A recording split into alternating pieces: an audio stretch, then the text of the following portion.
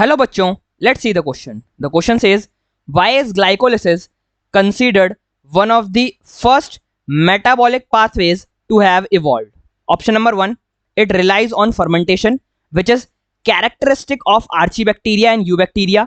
Option number 2, it produces much less ATP than does the electron transport chain and chemiosmosis.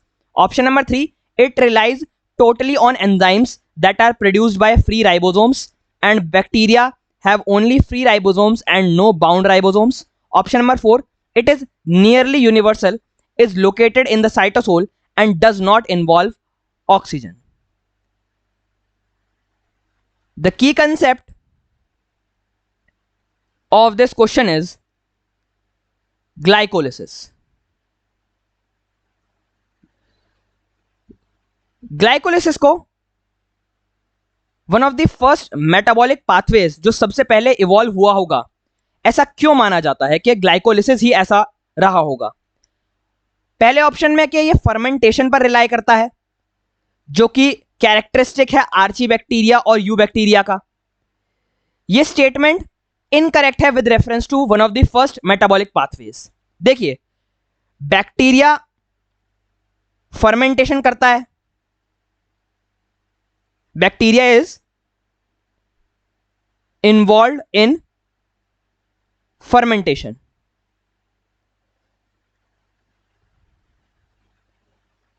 But इसका यह मतलब तो नहीं है ना कि यह रीजन बन जाए कि ग्लाइकोलिसिस सबसे पहले इवॉल्व हुआ था। This can't be the reason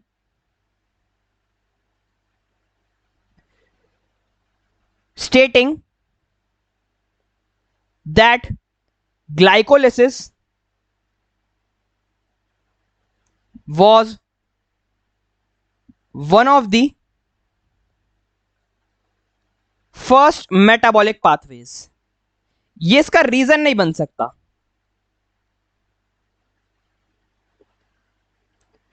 so first option, it relies on fermentation, जो कि कैरेक्टरिस्टिक है आर्चीबैक्टीरिया एंड यूबैक्टीरिया का, ये इनकरेक्ट हो जाएगा। सेकंड ऑप्शन में है, it produces much less ATP than does the electron transport chain and chemiosmosis. ये ऑप्शन स्टेटमेंट वाइज करेक्ट है कि ग्लाइकोलिसिस लेस एटीपी प्रोड्यूस करता है than electron transport system. Electron transport system में मच मोर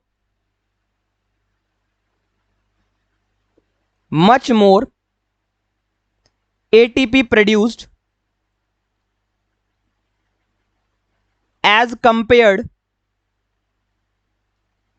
टू ग्लाइकोलिसिस।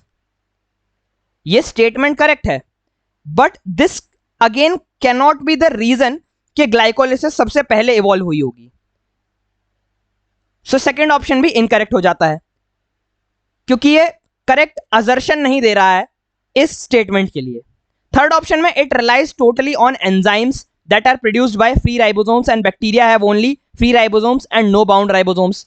ये statement भी correct reason नहीं दे रही है कि सबसे पहला मेटाबॉलिक पाथवे ग्लाइकोलिसिस जो है उसको क्यों कंसीडर किया जाता है इवोल्यूशन पॉइंट ऑफ व्यू से, इसलिए थर्ड ऑप्शन भी इनकरेक्ट हो जाता है। फोर्थ ऑप्शन में, इट इज नियरली यूनिवर्सल। ये बात तो ठीक है कि ग्लाइकोलिसिस इज नियरली यूनिवर्सल, चाहे वो एरोबिक ऑर्गेनिजम्स हो या एनारोबिक ऑर्गेनिजम्स हो, दोनों में ही ग्लाइकोलिसिस परफॉर्म होती है। आगे क्या कह रहा है, इज लोकेटेड इन साइटोसोल। ये बात भी सही है कि ग्लाइकोलिसिस की प्रोसेस जो है वो साइटोसोल में होती है। अब जो अगला पॉइंट है वो इवोल्यूशनरी पॉइंट ऑफ व्यू से इस फोर्थ ऑप्शन को करेक्ट बना रहा है, and does not involve O2, यानी ग्लाइकोलिसिस की प्रोसेस में ऑक्सीजन इज नॉट इन्वॉल्व। और इवोल्यूशन के पॉइंट ऑफ व्यू से हम जानते हैं, from the point of evolution,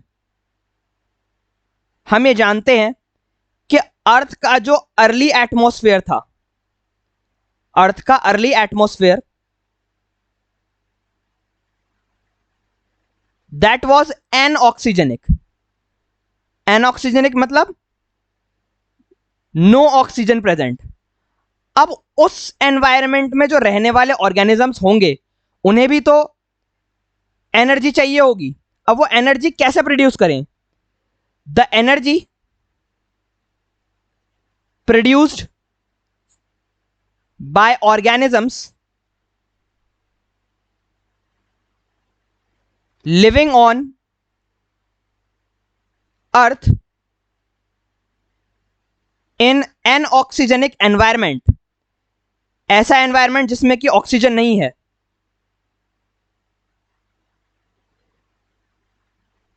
they could have used glycolysis process to produce energy। यानी उन्होंने ग्लाइकोलिसिस का इस्तेमाल किया होगा एनर्जी को प्रोड्यूस करने के लिए, क्योंकि ग्लाइकोलिसिस में ऑक्सीजन की रिक्वायरमेंट नहीं होती और अर्ली अर्थ का जो एटमॉस्फेरिक कंडीशंस थी दैट वर आल्सो एनऑक्सीजेनिक। सो ये फोर्थ ऑप्शन जो है वो इवोल्यूशनरी पॉइंट ऑफ व्यू से सपोर्ट कर रहा है इस स्टेटमेंट को कि ग्लाइकोलिसिस को कंसीडर किया जा सकता है one of the first metabolic pathways to have evolved. Hence our correct answer is option number 4. It is nearly universal, is located in the cytosol and does not involve O2. Hope you understood it well. Best of luck.